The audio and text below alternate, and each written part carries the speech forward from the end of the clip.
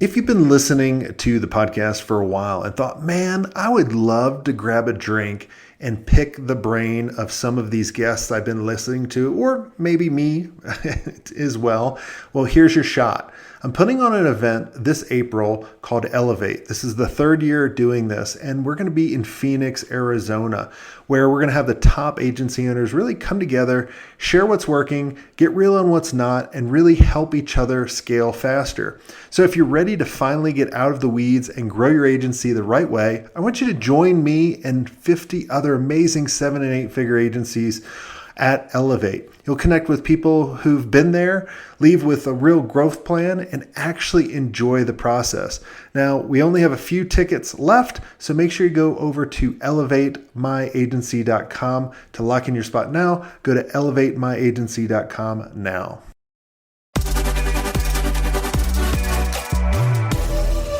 Hey, Kasim, welcome back to the show.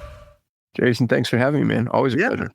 Well, I went to your event and had a blast, and you did a talk on getting ranked with AI, because I think a lot of us are constantly going to AI more than Google. And so I wanted to have you on and kind of go through what you're seeing and what's changing, like from even last week. You were even sharing something with me a little bit a while ago. Yeah. So I own, just for context and maybe to buttress my arguments a little bit, I own the largest AEO community in the world. And I have a 6-member team that's done nothing for the last year but study how LLM source their citations. And so we have tens of millions of data points. I think it's fair to say I have more data on this than anybody else on the planet that I know, at least than anybody who's sharing. And so what I'm sharing this isn't guesswork. I realize it's confirmation bias built into lag indications. And that's the best that we can do. So that said, AEO is not SEO. That's the first and maybe most important thing. All the SEOs in the world are running around saying it's the same thing, just a different frame. It's not. SEO is link heavy. As a matter of fact, the number one key performance indicator for search engine optimization is link building, to the point to where that's why SEO.co and the Hoth and PosiRank exist. You just go buy links and then you give lip service to quality content. But anybody who does SEO at a high level knows link building. The thing about AEO that's really interesting is the single most important key performance indicator for being cited in an LLM, and AEO, by the way, stands for engine optimization, for those that don't know, is schema markup, which is super nutty, dude, because I didn't freaking know what schema markup was when we started this research. So I had to go back and remind, I built websites 20 years ago, but if all of the citations that LLMs are drawing from have clean schema, and if you don't know if you have clean schema, just go to schema.org, and schema.org has a schema validator. And only 12.4% of websites have validated clean schema, which means only 12.4% of websites are making themselves visible to LLMs. Now, the question there is really interesting because it's not a question of optimization. You don't schema your website to optimize. You schema it just so LLMs can see it. And then the question of optimization, AEO relies on social mentions the way SEO relies on link building.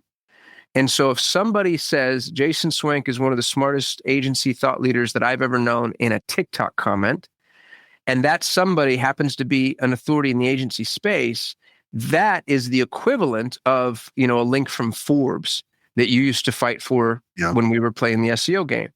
And so AEO is really interesting because answer engines actually have the wherewithal to begin to kind of see who other people are naming as authorities. And there's a massive shift here. One of the most important shifts to identify is that answer engines like people, not brands. So an answer is going to like Jason Swank a lot more than it's going to like, Acme Inc., your company, which is a problem for a lot of businesses, for me included, dude. I've got a portfolio of businesses, right? I own AEO.co, but I also have a staffing agency in Latin America, and I've got a mastermind, and I've got techstack.com. Like, I don't know what I want to be when I grow up. And so an answer engine looks at me and says, you can't really be an expert.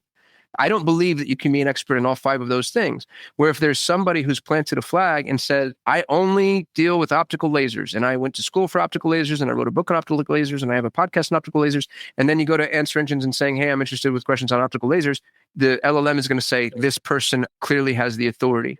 But it's a person, not a brand, because a person can write a book, a person can get a PhD, a person can be an authority, a brand can't. So if you take that paradigm and you put it on a shelf, the next question we would ask ourselves is, what's the most important type of mention you can get? And the thing that is crazy, dude, and this is, you saw me give my talk at my mastermind. When I spoke at my mastermind, at the time, 20% of all AI-driven citations were coming from Reddit, which is a mind-blowing statistic because there's only 50 trillion websites on the internet, right? And yet 20% of all citations came to one website, came down to Reddit. It was actually 21%. That's a statistic that comes from Profound, and they did a study of tens of millions of citations and found that 21% of citations were coming from Reddit.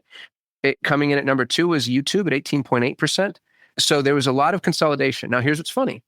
Is I ran around telling everybody, you got to learn Reddit, you got to crack the Reddit code. It's the only meritocratic content ecosystem on the internet. And 22 days ago, Google very quietly cut off 90% of the internet from AI. And they did it by changing the way the Google search graph is displayed. Now, when anybody, including an AI crawler, makes a query, you used to get 100 results. And that's what you saw as Google's infinite scroll. It just looked like you'd scroll, it would continue to get results. Google went back to the old way of doing things, which is just giving you 10 links. And when they did that, they cut off AI crawlers from deep research repositories because page 2, 3, 4, 5, and 6, et cetera, it's not that they're irrelevant, it's that they're relevant on deeper levels of context. So they might be less relevant to you, but they're still contextual relevance. And that's where Reddit really lived. And so we just saw Google take Reddit out back and shoot it in the back of the head. Now, I'm still really long on Reddit to the point to where they do that. And to put this in perspective, Reddit's stock went from $250 a share to $200 a share. Like, this is a massive, massive blow. And most people aren't even aware that it happened. But it speaks to this changing landscape and to the statecraft that's happening. We are in an information economy where all of these LLMs are desperate and thirsty and hungry for content to be trained on. And interestingly, there are 2 organizations in the world that I know of, and I'm a dummy, Jason. I have a 10th grade education, so maybe there's others out there that people want to educate me on. But from the outside looking in, as I look at this ecosystem, there are 2 organizations on the planet that actually own the content enough to be able to train an LLM. The first one is Amazon Web Services. Amazon hosts something like 30% of the front-facing website, and they have all that information on their servers. Now, it's technically, I believe, a violation of Amazon's terms and service to use that content. So they have it, they can't use it. I would expect their TOS to start to change, by the way, and people are going to see some of those legalese update. They're the second of the most important. The first is Google. Google has been crawling and, most importantly, caching the entirety of the internet since the advent of Google. Yeah. And isn't OpenAI using Google? Like, they're like, why reinvent this? Dude, so that's the problem. Is yes, absolutely. OpenAI is using Google. That's where they were going for the Reddit feeds. And OpenAI doesn't have the computing power that would be necessary to cache the content. They went to Congress and asked for $12 trillion. Like, they're light, dude. They're nimble and they're having a hard time. So they don't cache, they crawl. So every new query, with some exceptions, right? I think it's a Pareto distribution, but new queries require the AI mechanisms to go out, find the information, and come back. But because it's so custom and so contextual, they're not keeping their own repositories of information. And here's Google saying, I've got the deepest well of information, and why would I give it to you? So Google's doing these things, which is actually really pernicious if you think about it, because how did Google get that information? They built AI crawlers that went and crawled the web for 20 years. And now all of a sudden, when other people are playing the crawl game, Google's going, no, I'm not going to let you do what we just had the luxury of doing. It's crazy. The hypocrisy is hysterical. And also, it's kind of like, well, they're playing statecraft, man. They're $1 trillion brand and they're allowed to do that. But I'd ask everybody to pay a lot of attention to Google. I think Google's going to win the AI race. It's ironic that Google, if you think about it just from a timeline perspective, OpenAI pulls all these wicked smart people together, cobbles as much code as they can, and gets all this press, and then releases an AI-driven chatbot. And all of a sudden Google's, oh, we have one too. I'm sure they just made it that day. It wasn't sitting in some repository waiting. And then Google image generation, Google video generation, every single time what Google does, Google's run by attorneys. So you notice that, what is that thing called Banana Panda, whatever, Google, just their image generation? Oh, yeah. So that tool came out only after there were 3 cases that established legal precedents as to who owns what imagery and why. And then suddenly, Google waits. They wait for public opinion and legislation. And once they know which way the wind's blowing, then they offered the best image generation tool from an AI-driven perspective anybody ever had. So be long on Google. And nobody's favorite is Google right now. Everybody loves ChatGPT or Claude or Perplexity. Dude, I swear to God, Gemini, like, people do not realize Google's rebuilding the knowledge graph from the ground up, and everybody else is relying on Google's old search graph. So that's my little soapbox for the day. The first one through the wall is always the bloodiest. Mm-hmm. Like Apple wasn't the first one to do an MP3 player for everyone that doesn't remember MP3 players, Right. right? They weren't the first ones to do phones. They let everybody else go and just Yeah, made it dude, better. Apple's innovated nothing. They didn't innovate the smartphone, the smartwatch, the tablet. Like there's nothing they've innovated. They'd wait to see after the dust settles, how do we make this functional and better? Yeah. And I think with Google too, especially if you have an Android phone. I have an Apple phone, but I'm so tempted to go to Android because I see all the really cool stuff. I guarantee you, and you already see the AI capabilities in that phone. When I look at my iPhone right here and they go Apple Intelligence, I'm like, no, no, no. This is like Apple stupidity because it's just horrendous. Yep. But I kind of got us off track a little bit. I want to talk about going back to what you were talking about with schema. And I think you on stage you made me think because originally websites were designed and built to be found, Mm-hmm. right? And to provide, resources to people. But I think you were the one that talked about some websites that you build now for the future won't be for us. It will be for the LLMs. I'm rebuilding my personal website right now. I'm rebuilding it in Notion. It's going to look like a Craigslist ad or a Notion document. I think we're looking at a CSS-less website future. Eric Schmidt came out and said, the screenless world is years away. Like the way we need to think now as content providers is from a screenless perspective. Something Perry Belcher taught me this, 55% of people under the age of 25 use voice instead of text.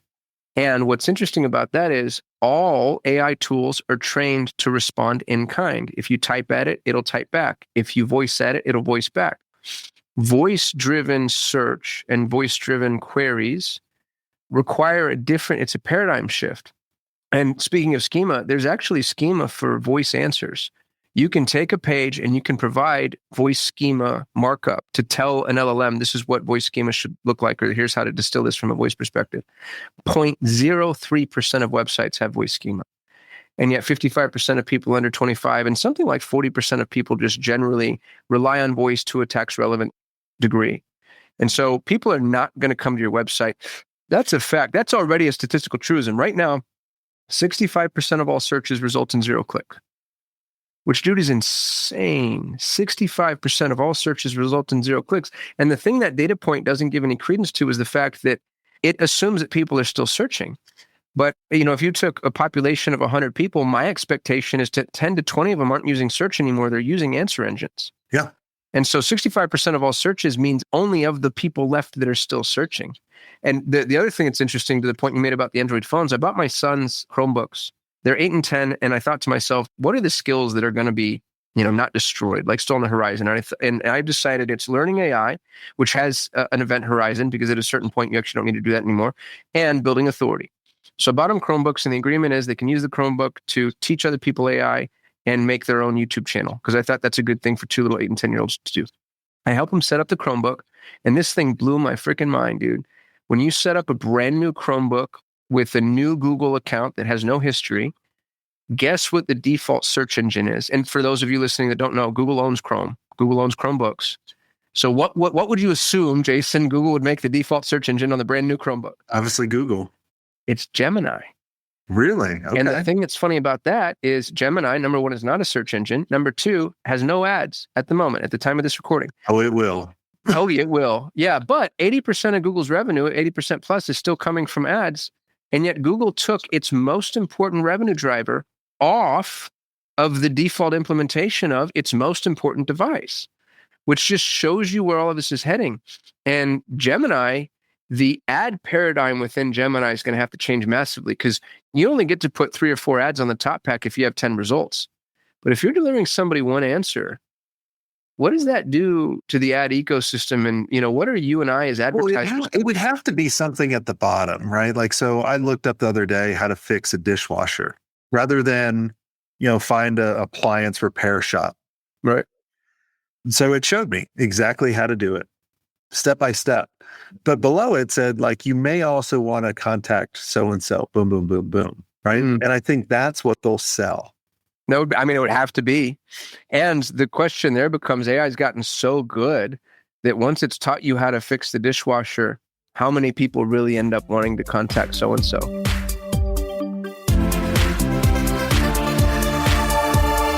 Hi there, agency owners. Let me ask you, are you ready to scale your agency without increasing your overhead costs? If yes, then you need to know about E2M Solutions. Now, E2M is the #1 most reliable white label partner for agencies. They specialize in web design, WordPress development, e-commerce, SEO, and content writing. They basically do all the heavy lifting, which frees you up to focus on growing your agency. Now, here's the best part. E2M is just not another vendor. With over 10 years of experience, their team of over 300 experts has a track record of delivering for more than 300 agencies. They're your strategic partner. They deliver on time every time, so you can focus on what you do best. Now, E2M's mission is simple: to help 500 agencies increase their revenue and profit margins with white label services that actually work. And to help you get started, they're offering a special deal, 10% off for the first 3 months, but act fast because it's only a limited time offer. So head over to e2msolutions.com/smartagency to check out their transparent and their flexible pricing. Trust me, if you're ready to grow without burning out, E2M is the partner you've been looking for. That's e2msolutions.com/smartagency. Go check them out and tell them Jason Swank sent you.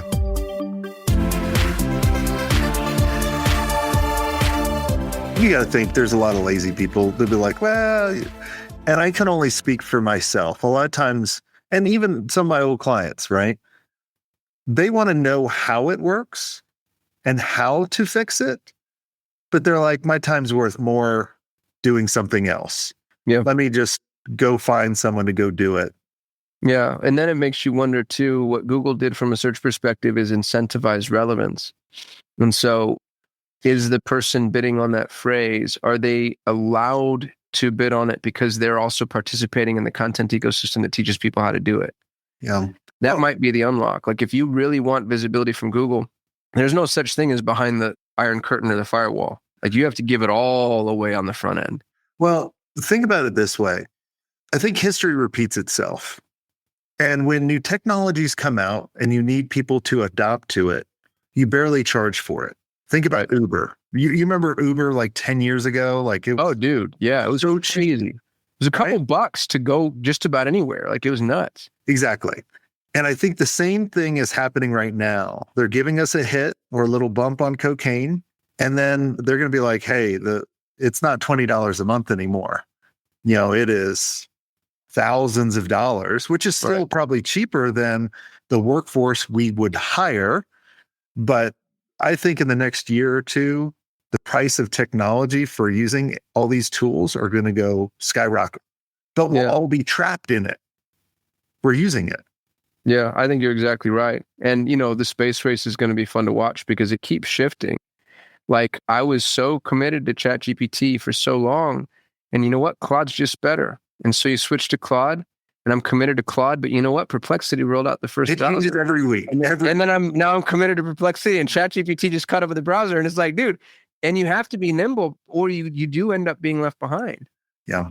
When I discovered custom GBTs, I was like, this is the most amazing thing I've ever seen, because I could take 12 years of data of doing all this and put it into a custom GBT and give it a role, an assignment, right? Because the biggest thing, everyone has all the same tools that they can use, but they don't have my data. Right. So it made it very unique. But what I realized when I was training that custom GBT, I couldn't download all that information once I uploaded it. So it made me start thinking like, and that's smart with, you know, OpenAI, because they're like, well, now I'm going to hook Jason on ChatGPT so he can't go to Gemini. Right. But as I started doing that, I was like, all right, I'm going to train it again. But all of that information, I'm going to put it in certain folders, and I'm going to create SOPs around it. So then I can train custom gems on Gemini, or I can train Claude or whatever new model comes out, because it's my data. Yeah, that's really smart, dude. I think very few people are as forward thinking as you are. And it's the data moat that's going to help people survive the obsolescence here. Sean Putty had this really good analogy. He called it the K-shaped economy. Mm-hmm. He said that, if the base of the K is now, it's the line in the sand, just the notice of the time. The upward trending leg of the K is 20% of people and businesses.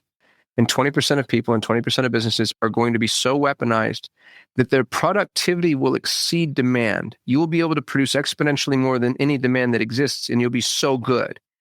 And then 80% of people are going to fall to absolute zero and be superfluous to the economic environment. And to be honest, it's just going to be universal basic income and stay at home to watch Netflix.